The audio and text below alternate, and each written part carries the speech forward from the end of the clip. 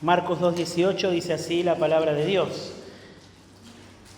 Los discípulos de Juan y los fariseos estaban ayunando. Y vinieron y dijeron a Jesús: ¿por qué ayunan los discípulos de Juan y los discípulos de los fariseos, pero tus discípulos no ayunan? Y Jesús les respondió: ¿acaso pueden ayunar los acompañantes del novio mientras el novio está con ellos? Mientras el novio esté con ellos, no pueden ayunar. Pero vendrán días cuando el novio les será quitado y entonces ayunarán en aquel día. Nadie pone un remiendo de tela nueva en un vestido viejo, porque entonces el remiendo al encogerse tira de él lo nuevo de lo viejo y se produce una rotura peor. Y nadie echa vino nuevo en odres viejos, porque entonces el vino romperá al odre y se pierden el vino y también los odres, sino que se echa vino nuevo en odres nuevos. Vamos a orar. Señor, ayúdame en esta mañana a poder predicar tu palabra, a que sea predicada, Señor, para el bien de todos los que estamos acá.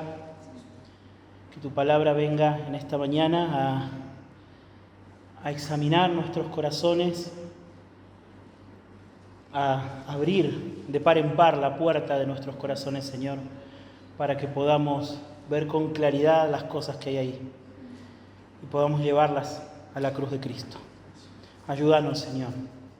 Ayúdanos porque somos muy frágiles, somos muy ciegos para ver adentro de nuestro interior.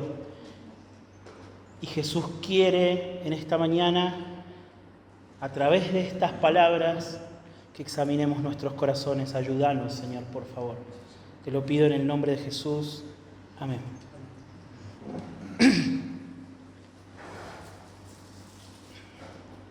Bien, hermanos, ustedes saben que es muy curioso el fenómeno de la religión en la humanidad, ¿no es cierto? Nosotros vivimos en una época en donde de diferentes formas y de diferentes maneras nuestra cultura está queriendo convertir a la humanidad en una humanidad, como lo llaman ellos, post-cristiana o post-religiosa, pero la verdad es que la religión es un fenómeno sorprendente. Es un fenómeno sorprendente. Cuando la cultura occidental, los europeos llegaron acá a tierras americanas, ellos se encontraron con grupos de personas que no tenían nada que ver con las culturas que ellos conocían, pero tenían algo en común: eran religiosos. Eran religiosos, se encontraron, al igual que en Egipto, al igual que en la India, al igual que en Europa, se encontraron con gente acá que era muy diferente, otro color de piel, otras costumbres, ¿cierto? Otro estilo de vida, pero tenían algo en común: adoraban dioses, eran religiosos, eran igualmente religiosos. La religión es un fenómeno humano, ¿bien? La Escritura afirma que la religión en realidad es un producto de la rebeldía humana, que el hombre prefirió honrar a las criaturas antes que al Creador, ¿cierto? O sea que allí donde haya un pecador, hay un religioso. Allí donde haya un pecador hay un religioso. Incluso los ateos son profundamente religiosos. Ellos han hecho un altar de sí mismos, un altar de su ego, un altar de su orgullo, ¿cierto? Y adoran y rinden culto a su orgullo. ¿Bien? Ahora, ¿el cristianismo es una religión más como las otras? Una buena pregunta que podemos hacernos. ¿Es el cristianismo una religión? También podríamos preguntarnos eso. ¿Qué fue lo que vino a instaurar Jesús cuando vino? ¿Cierto? ¿Con qué se encontró Jesús cuando llegó? Cuando Jesús llegó a este mundo, Él se encontró con una sociedad extremadamente religiosa, profundamente religiosa, ¿bien? Y había un diferencial, había algo muy particular en el pueblo judío. Ellos adoraban al Dios verdadero. A diferencia de todos los demás pueblos, a todas las demás naciones en el resto del mundo, la nación de Israel había recibido la revelación del Dios verdadero. y ellos adoraban al Dios verdadero. Entonces, si Jesús es el Hijo de Dios y llegó a una nación que adoraba al Dios verdadero, lo que todos podríamos esperar es que este pueblo recibiría a Jesús con los brazos abiertos y que Jesús, cuando llegaría a ese pueblo, diría: ¡wow! ¡Qué bueno! Estoy acá en medio de los verdaderos adoradores del Dios verdadero. Eso es lo que esperaríamos. ¿Pasó eso? Bueno, vamos a ver qué pasó. Como mencionó Pablo antes de empezar, hace ya varios episodios en el Evangelio de Marcos, lo que nosotros estamos viendo es una confrontación entre Jesús y la religión de su época, ¿sí? Esa confrontación empezó, ¿no es cierto?, implícitamente cuando Marcos nos narra que Jesús tocó a un leproso para curarlo. ¿Se acuerdan que dijimos que estaba prohibido por la ley tocar a un leproso? Luego vimos cómo Jesús, delante de los escribas y fariseos, perdonó los pecados de una persona, ¿cierto?, escandalizando a la gente, diciendo: él no puede perdonar pecados, no puede perdonar pecados. Y luego, ¿qué fue lo que hizo? Se juntó a cenar con un grupo de personas pecadoras, abiertamente pecadoras, descaradamente pecadoras, ¿no es cierto? Entonces, y de nuevo ahí, los escribas y los fariseos diciendo: ¿por qué se junta con esa gente? Confrontando a Jesús con ellos, ¿bien? Entonces, ¿de qué se trata este pasaje? Este pasaje es un pasaje que a primera vista es un pasaje bastante difícil de leer, porque es un pasaje que está lleno de referencias a la cultura de Jesús en su tiempo. ¿Bien? El ayuno, un ayuno semanal, un casamiento, ¿no es cierto?, amigos del novio, telas, odres, vino, cosas que por ahí no son muy con las que estamos muy familiarizados en nuestra cultura. Pero si nosotros podemos hacer el salto, podemos saltar este obstáculo de la cultura, vamos a entender claramente lo que Jesús nos está diciendo acá, ¿cierto? Vamos a entender muy claramente lo que Jesús está diciendo acá. Y nosotros tenemos que reconocer, antes de empezar, que todos nosotros somos personas profundamente religiosas. Todos nosotros somos personas profundamente religiosas. Y tenemos que enfrentarnos, o mejor dicho, vamos a ser en esta mañana confrontados por Jesús, y vamos a tener que tomar una decisión acerca de lo que vamos a hacer con nuestra religión. ¿Bien? Con nuestra religión. La religión de algunos de los que estamos acá, ¿bien?, es la religión evangélica. Algunos tienen una religión más sofisticada, más teológica, más reformada. Algunos están viviendo su vida y su religión es su egocentrismo. Han hecho de ustedes mismos un Dios, pero todos acá somos profundamente religiosos. Y todos acá necesitamos escuchar lo que Jesús tiene para decirle a nuestro corazón religioso. ¿Sí? Como suelo mencionar y como suele decir el pastor Sugel Michelén, todos nosotros tenemos un fariseo adentro de nuestro corazón con el cual tenemos que lidiar todos los días. ¿Sí? Así que vamos a ver cómo Jesús nos enseña a lidiar con la religión falsa de nuestro corazón. Con la religión falsa de nuestro corazón. ¿Bien? Pero primero, para poder avanzar, tenemos que entender la pregunta que le vienen a hacer a Jesús.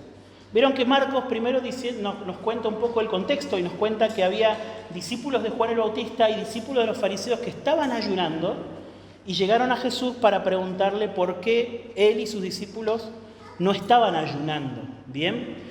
Para poder entender la pregunta que le hacen a Jesús, tenemos que entender un poquito de qué se trataba este ayuno del cual les vienen a preguntar a Jesús. ¿Bien? Rápidamente, 4 observaciones acerca del ayuno en los tiempos de Jesús, para que podamos entender la pregunta. ¿Bien? Número 1. El Antiguo Testamento solamente ordenaba un ayuno al año, en la fiesta del Día de la Expiación. Ese es el único ayuno que estaba ordenado por Dios en el Antiguo Testamento. ¿Bien? Número 2. Cuando termina la historia del Antiguo Testamento, nosotros ya vemos al pueblo judío que aparte del Día de la Expiación tenía 4 ayunos más. Zacarías nos menciona que Israel ayunaba anualmente, como si fuera un día feriado, anualmente ayunaba 4 veces para recordar momentos importantes en la historia de la nación. ¿Bien? Entonces tenemos el ayuno ordenado en la ley, los 4 ayunos que eran como recordatorios de momentos, de fechas patrias, llamémoslo así, los recordaban con ayunos. Bien. Tercera observación, en el Antiguo Testamento nosotros también vemos que de vez en cuando personas específicas por alguna razón ayunan. Por ejemplo, David, cuando su bebé enferma, él pasa días ayunando y orando al Señor. Moisés, cuando sube al monte Sinaí a recibir la ley, él pasa 40 días ayunando. ¿Sí? Daniel, cuando se da cuenta que están llegando los años para que se cumpla la profecía de Jeremías, él ayuna y ora al Señor pidiéndole que se cumpla la profecía. Lo que nosotros vemos es que el ayuno, aparte del ayuno establecido por Dios, de los ayunos nacionales, había un ayuno individual que era libre, ¿no es cierto? Una persona cuando sentía la necesidad de pedirle intensamente a Dios algo, decidía ayunar para poder hacerlo. ¿Bien? Pero en cuarto lugar, cuando ya llegamos a la época del Señor Jesús, los fariseos tenían la costumbre de ayunar 2 veces por semana. 2 veces por semana. Los días lunes y los días jueves. ¿Sí? Así que mañana les hubiese tocado ayuno a los fariseos. ¿Cierto? Y el jueves también. Y todas las semanas. Y todas las semanas ayunaban. ¿Bien? Ellos se abstenían de alimento, se abstenían de bebida, y para ellos el ayuno no era solamente abstenerse de comer y beber, sino abstenerse de cualquier tipo de cuidado del cuerpo. ¿Bien?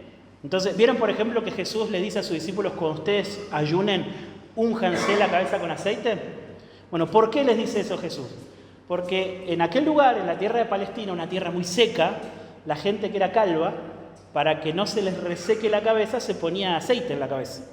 ¿No es cierto? Para que no se les reseque ahí arriba, la coronilla. Entonces, cuando ellos ayunaban, para que la gente vea que estaban ayunando, ellos no hacían eso, porque era un cuidado del cuerpo. Entonces la gente veía que ellos tenían la cabeza llena de tierra, que estaban medio maltratados, y decía, wow, esta gente está ayunando, qué buenos adoradores de Dios que son. Ayunan 2 veces por semana. Yo ni loco podría ayunar 2 veces por semana, pero ellos sí. Fariseo, ¿cierto? Bueno, esa es la costumbre que había. Bien, entonces, en la cultura de Jesús, de eso se trataba el ayuno. Bien, o sea, todas las semanas, 2 veces por semana, los fariseos y sus discípulos estaban ayunando. Evidentemente, los discípulos de Juan siguieron esa costumbre. Los discípulos de Juan el Bautista. Bien, a ver, aclaremos. En sí mismo no hay nada de malo en que esas personas lo hayan decidido. Jesús lo que cuestiona no es que ayunen 2 veces por semana, cuestiona que lo hagan para ser alabados por los hombres. Eso es lo que cuestiona. ¿Bien? Entonces, de todo esto, lo que nosotros podemos concluir es que el ayuno, en los tiempos de Jesús, era una práctica por medio de la cual uno expresaba su devoción al Señor ante momentos de angustia, ante momentos de dificultad, bien, ante momentos de una petición especial, en donde la persona consideraba que lo más importante que tenía que hacer en su vida en ese momento era estar delante de la presencia del Señor. Era incluso más importante que comer y que beber. ¿Bien? Ahora, todo eso, esto es una práctica piadosa, ¿bien? Es una práctica piadosa. Vamos a ver que esta práctica no fue anulada por el Evangelio, pero los fariseos lo habían convertido en una práctica esclavizante.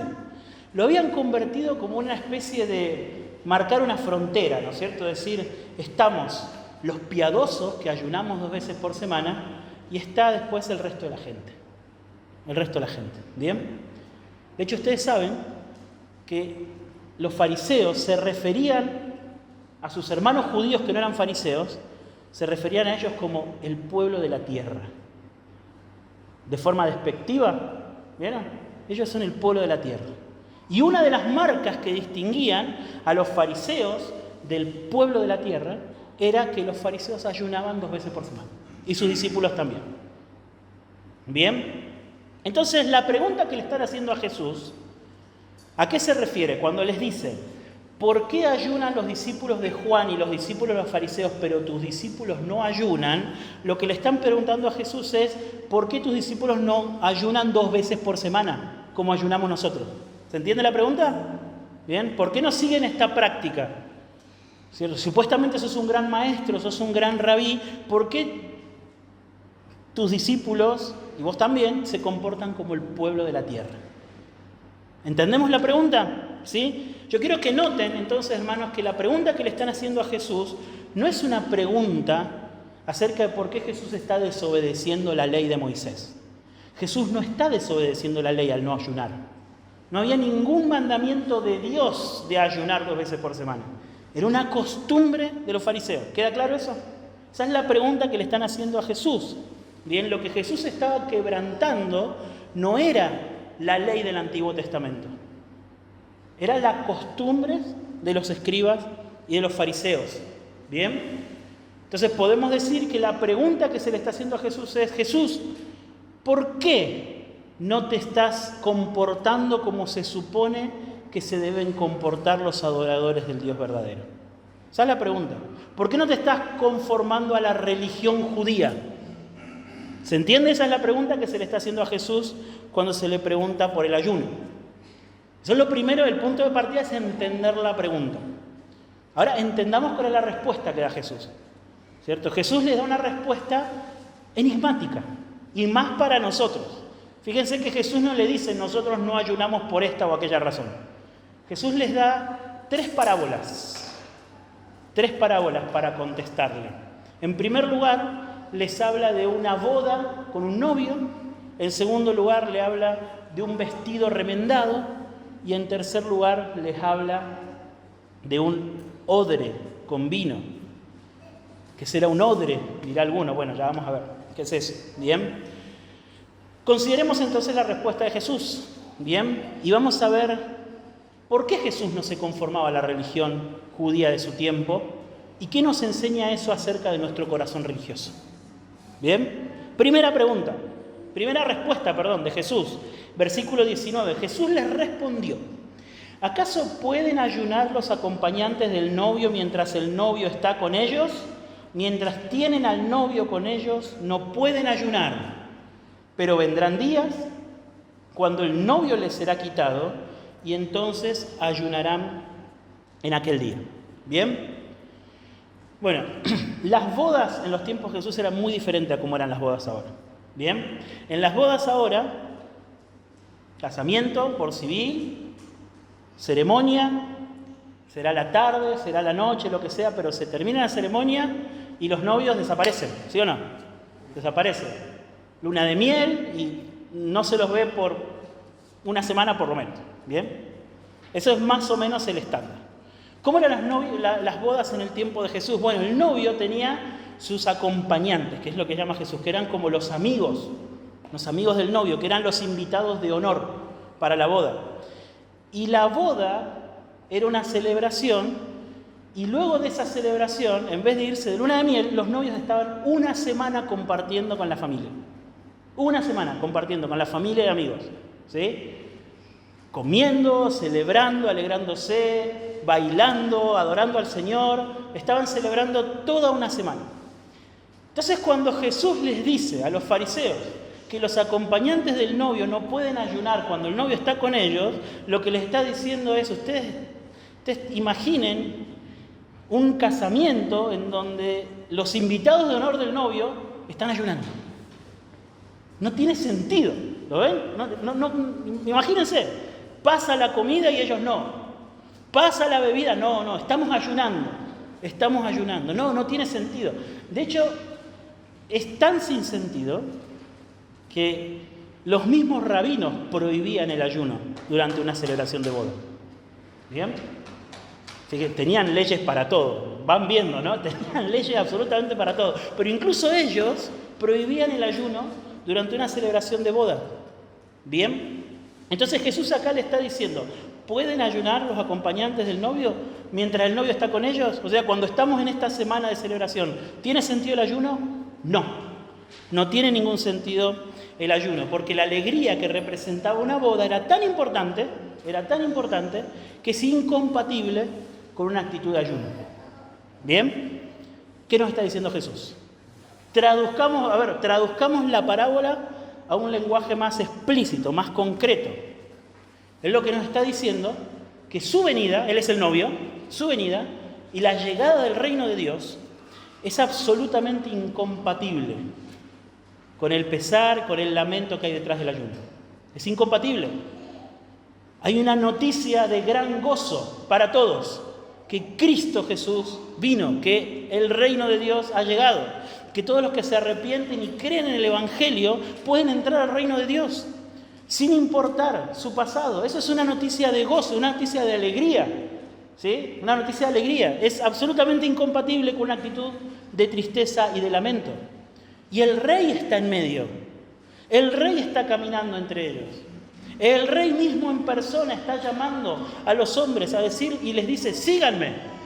Y los hombres le siguen y el reino de Dios está siendo inaugurado. Entonces Jesús dice, ¿cómo puede ser que ustedes quieran tener una actitud de tristeza y de lamento cuando el mismo reino de Dios se está desplegando enfrente de ustedes? No hay noticia más alegre que esa. Pero inmediatamente Jesús advierte, van a venir días en donde el novio les será quitado. ¿Leyeron eso? ¿A qué se está refiriendo Jesús ahí?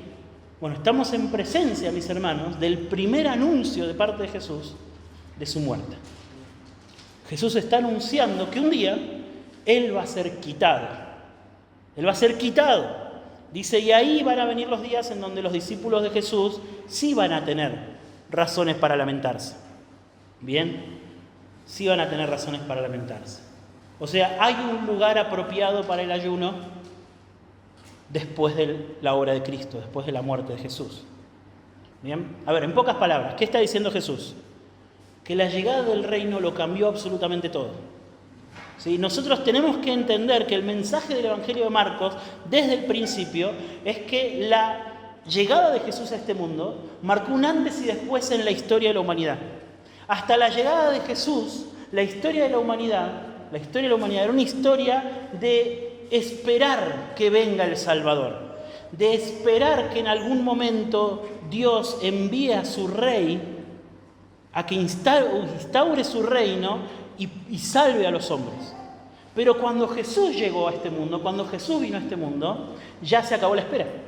Ya no hay espera. Ya el rey está. Ya el reino vino. Entonces ya no hay espera, el rey está en medio nuestro.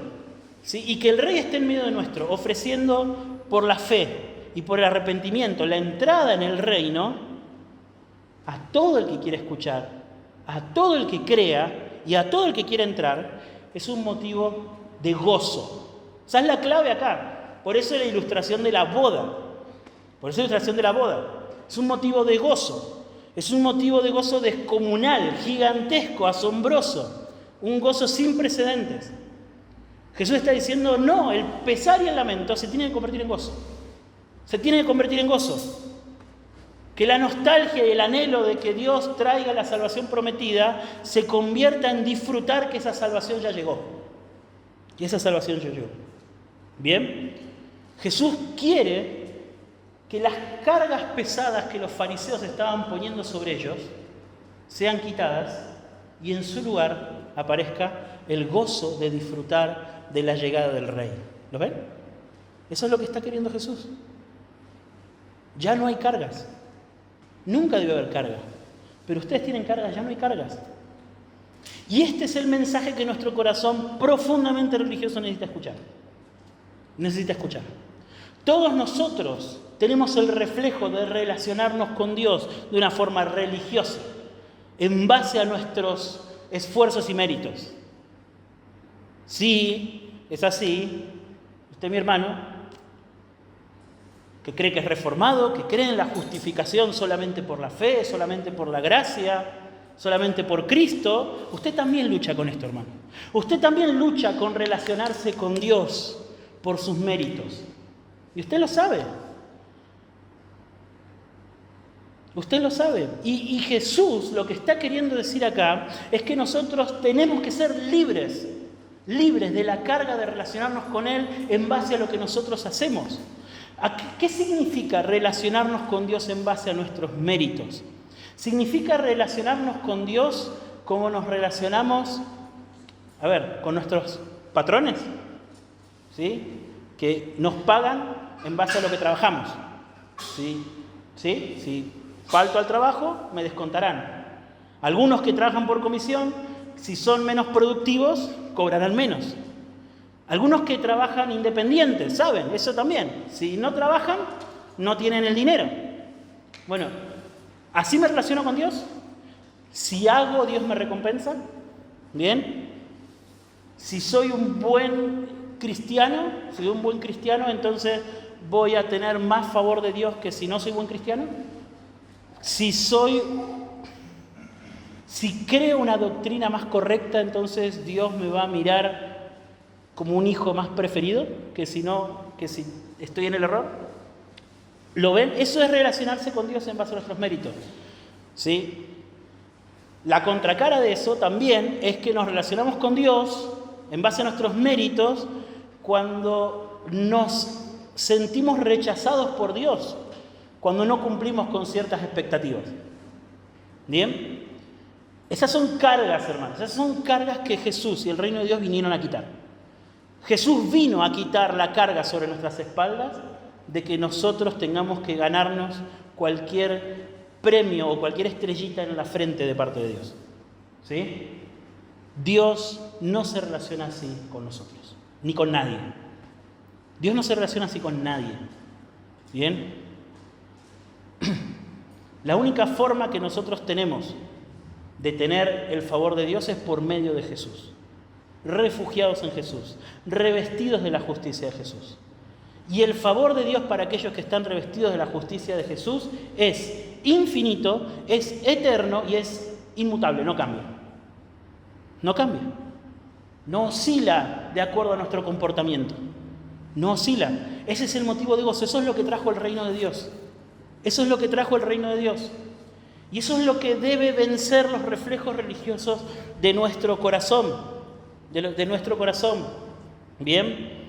Ahora, la segunda y tercera parábola, avanzamos. La segunda y tercera parábola son similares en cuanto a lo que nos quieren decir. ¿Bien? Son muy raras para nosotros hoy. Pero escuchen, dice, nadie pone un remiendo de tela nueva en un vestido viejo, dice.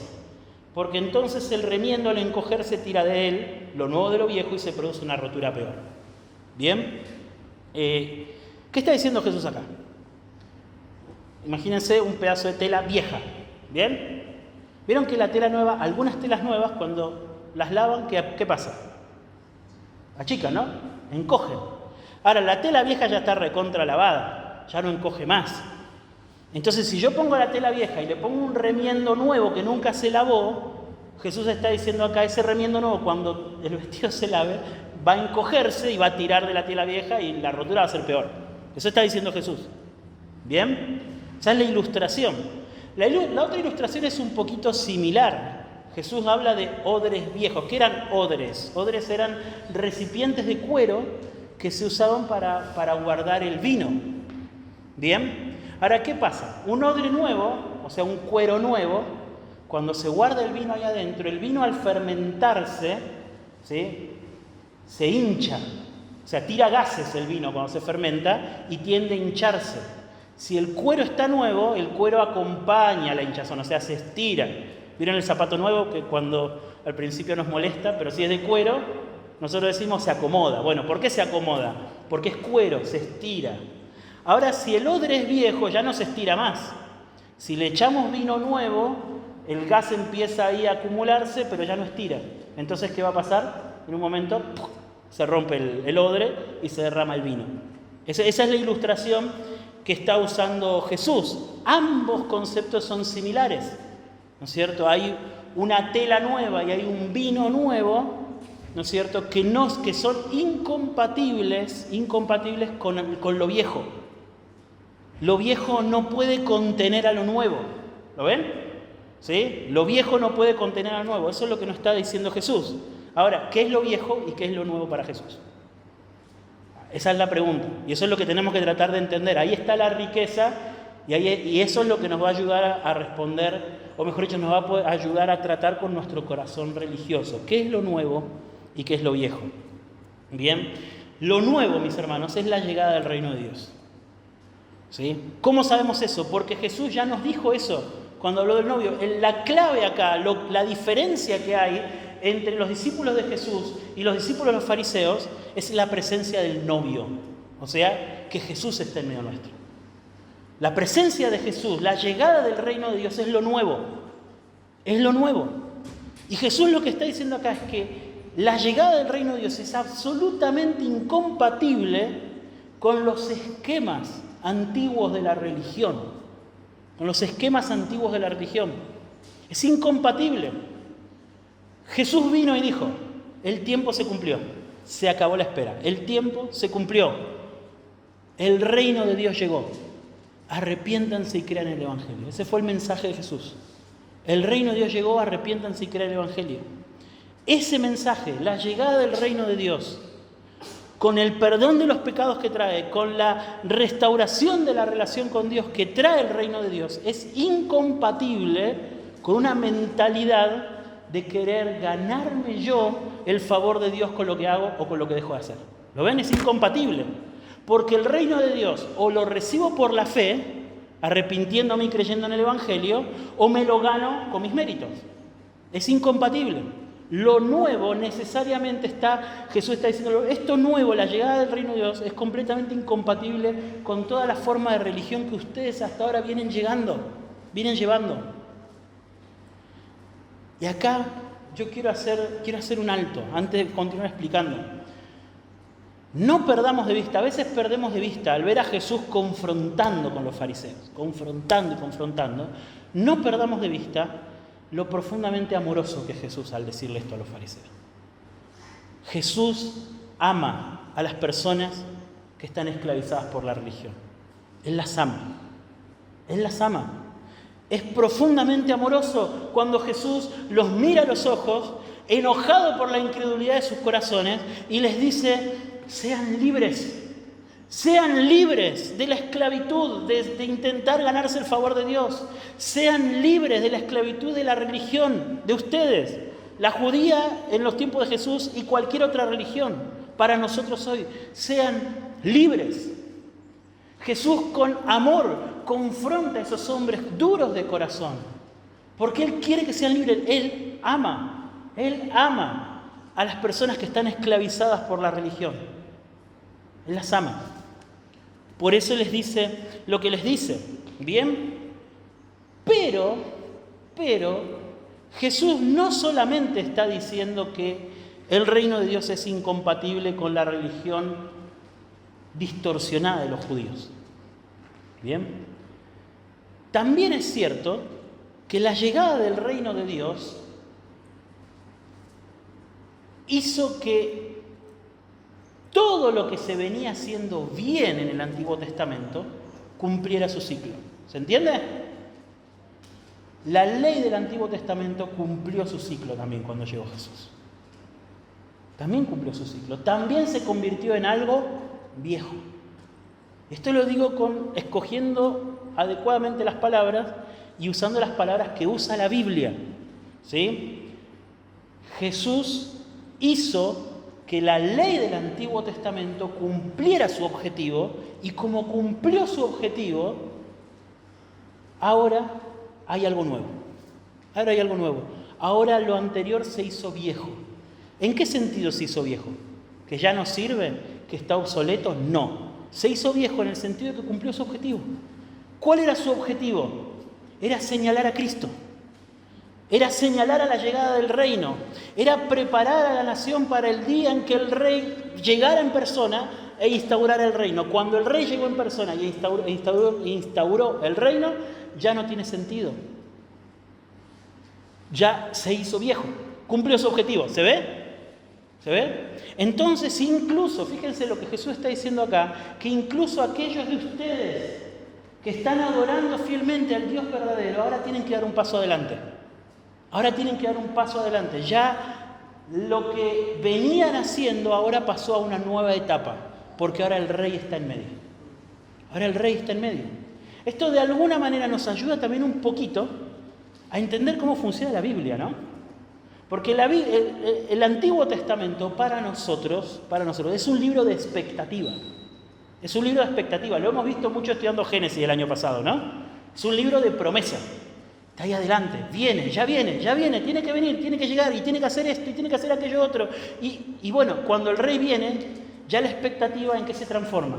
Se transforma en realidad palpable. ¿Bien?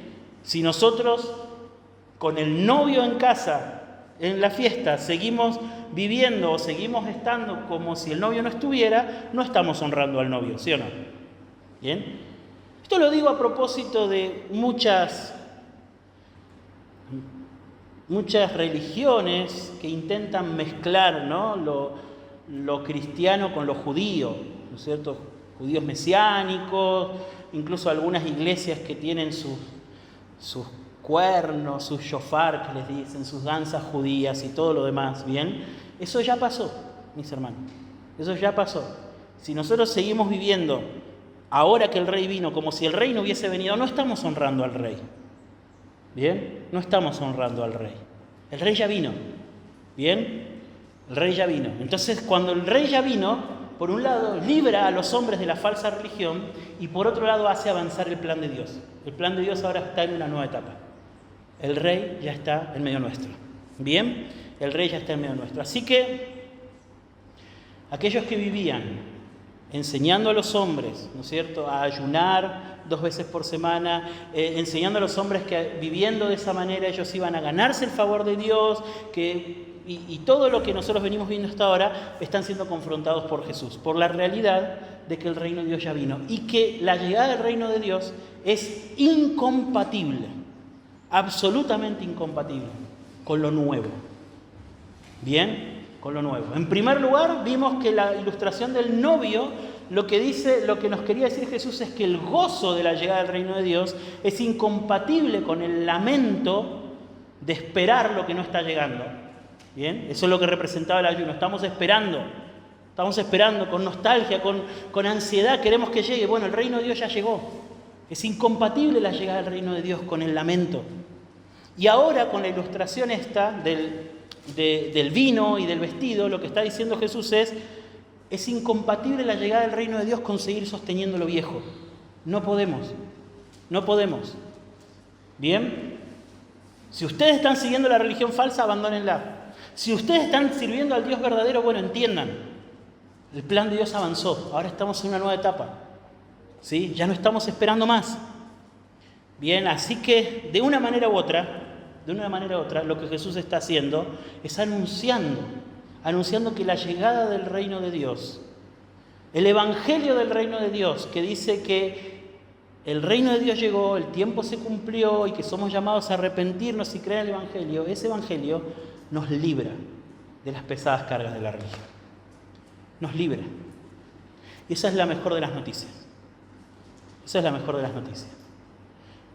Casi todos los que estamos acá tenemos historia en la iglesia evangélica. Casi todos. Casi todos los que estamos acá tenemos historia en la iglesia evangélica, habiendo pasado mucho tiempo sin conocer realmente al Señor. Escuchando, no entendiendo el evangelio o escuchando un evangelio distorsionado. Casi todos los que estamos acá tenemos una historia así. Y todos nosotros sabemos que la religión, no importa qué religión, pero que la religión falsa, ¿sí?, no nos salva. Todos sabemos, ¿cierto?, que mantener la estética y la máscara que la X religión que hayamos practicado pide de nosotros, lo que va haciendo es ir alimentando adentro nuestro las concupiscencias de nuestro pecado. Eso es lo que hace. ¿Sí? La marca del hombre religioso, y eso lo dijo Jesús, la marca del hombre religioso es que es un hombre muy bueno para cumplir con las expectativas externas de su religión, pero que es absolutamente incapaz de tratar con su propio corazón. Que es absolutamente incapaz de librarse de la esclavitud de los pecados de su propio corazón. Y el hombre religioso, a medida que va avanzando, cumpliendo con las expectativas de su religión, va cargando con la frustración de no poder vencer el pecado propio. Por eso el apóstol Pablo le dijo a los colosenses, ustedes no escuchen, les dice, a todas esas personas que les dicen a ustedes que no coman esto, que no toquen aquello, que guarden este día, que guarden este otro día, no los escuchen, dice. Todas esas cosas, dice Pablo, pueden tener un gran nombre a los ojos de ellos. Claro, cumplen esas cosas y son, wow, qué espiritual, qué buen cristiano, qué buen hermano, qué comprometido. Y todas esas cosas que nosotros escuchamos. Todas esas cosas, dice Pablo, tienen un gran nombre, pero no tienen poder contra los apetitos de la carne. Eso es lo que dice Pablo. Tienen un gran nombre. Tienen un gran nombre. Y no importa la religión. Todas las religiones, la que a ustedes se les ocurra, les van a pedir a ustedes que cumplan ciertas expectativas. ¿Quieren hacerse católicos? Bautícense, hagan el catecismo, hagan la confirmación, cumplan con los sacramentos y son buenos católicos. ¿Sí? ¿Quieren hacerse evangélicos? Háganse evangélicos. Levanten la mano, hagan una oración, pasen adelante, hablen en lenguas. Evangélicos. ¿Sí? ¿Quieren hacerse reformados? Salgan de una iglesia falsa. Vengan diciendo, tengo la Biblia de Sproul y te creo la sana doctrina.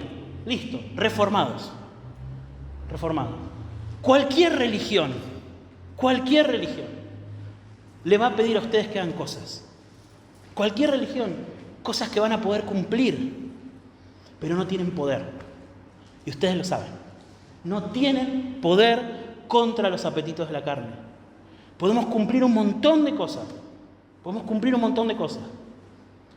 Pero si el reino de Dios no vino a nuestra vida, si no nos hemos sometido al Rey, si no nos hemos arrepentido y creído en el Evangelio y estamos siguiendo al Rey, no hemos nacido de nuevo, nuestro corazón sigue siendo un corazón de piedra y vamos camino a la condenación. ¿Sí? Con nuestro bautismo, con nuestras lenguas y con nuestra Biblia de Sproul abajo del brazo, como ustedes quieran. Vamos camino a la condenación.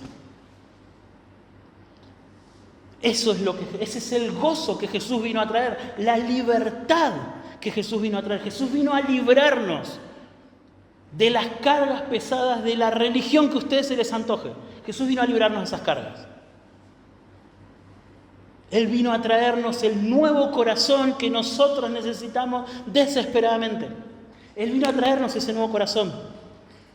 Cuando Él dijo, el tiempo se cumplió y el reino de Dios llegó, Él dijo todo lo que Dios prometió, toda la actividad salvadora, todo el poder redentor que Dios prometió que un día iba a traer, ¿sí? Que lo iba a traer con la misma fuerza con la que una roca cae de una montaña y destruye todo lo que encuentra a su paso. Ese poder ya llegó. Y vino para salvar. Vino para cambiar los corazones de las personas. No vino para darnos una nueva religión. Jesús vino para que nosotros nazcamos de nuevo. Para eso vino Jesús. Para eso vino Jesús. Entonces,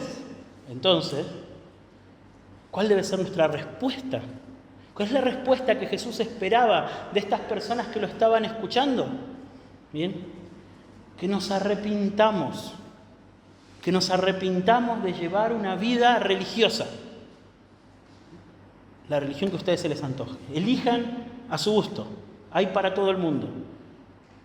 Sea cual sea que estén llevando, Jesús dice, arrepiéntanse. Todo eso ya está viejo. Todo eso ya quedó atrás. Todo eso está obsoleto. Todo eso no sirve. ¿Sí? Ninguna religión puede contener la obra de la gracia de Dios en el Evangelio. No la puede contener. Ninguna religión con todo lo que pida, con todos sus requisitos, con todas sus formas, todo eso es un remiendo viejo. No lo puede contener. Cuando el reino de Dios llega, tira y lo rompe. Cuando el reino de Dios llega, llena el recipiente y lo quiebra. No lo puede contener, es incontenible. Es incontenible. Nada de lo que nosotros hagamos para cumplir con las expectativas de una religión, de una iglesia, de cualquiera, incluso de esta, nada de lo que hagamos para cumplir con las expectativas de una iglesia puede contener la obra poderosa de la gracia de Dios. No lo puede contener. No lo puede contener. La obra poderosa de la gracia de Dios es infinitamente más grande que lo que cualquier iglesia va a pedir de ustedes. ¿Qué van a pedir de ustedes? Que asistan a todas las reuniones, que se comporten de determinada manera. La gracia de Dios va a exceder todo eso. La gracia de Dios va a ser no solamente que asistan a una reunión, sino que ustedes deseen con todo su corazón encontrarse con el Dios vivo.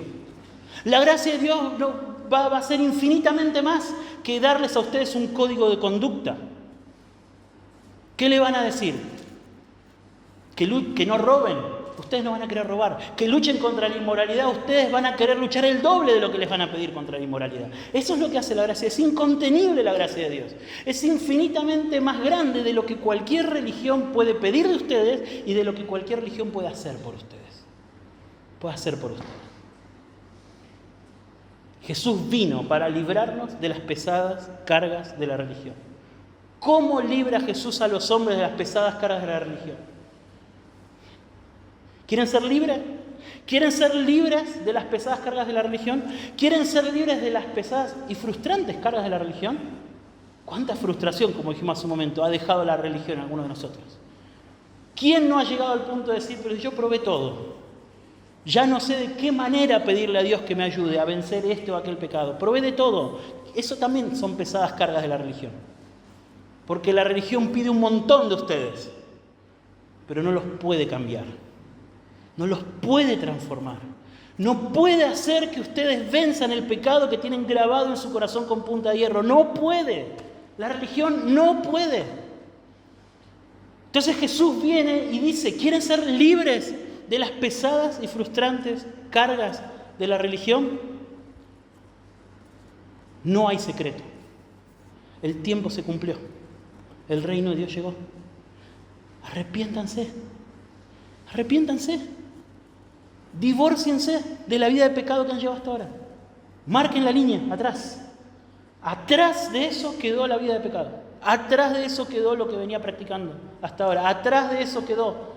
Yo no quiero más tener nada que ver con esa vida. Y crean en el Evangelio. Crean que de esa línea en adelante hay un nuevo comienzo y un nuevo corazón por medio de Jesús. Crean que de esa línea para atrás todo ha quedado sepultado en la cruz del Calvario.